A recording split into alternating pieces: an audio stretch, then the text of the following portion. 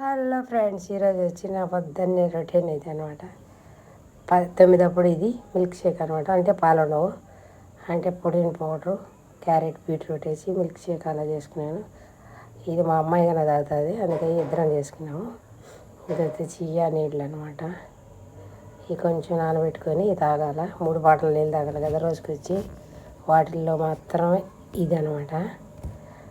ఇటు కొన్నా తగ్గుతాయని ఒట్టి నీళ్ళు తాగలేం కదా, అందుకని ఇటు చేసుకున్నా.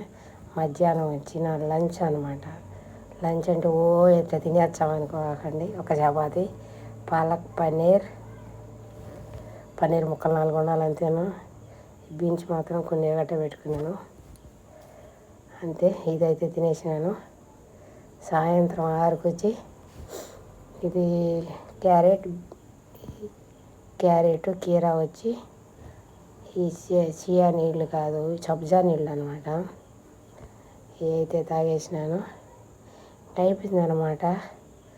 రాత్రి భోజనం కానీ ఇదేను. ఇంకేం ఆకలైనా ఏమైనా కానీ నీళ్ళు తాగకుండా ఉండాల్సిందేను, అంతేను. ఇంకా అన్నం అయితే తినకూడదు అనమాట దీంట్లో. ఓకే, మీకు నచ్చిందా?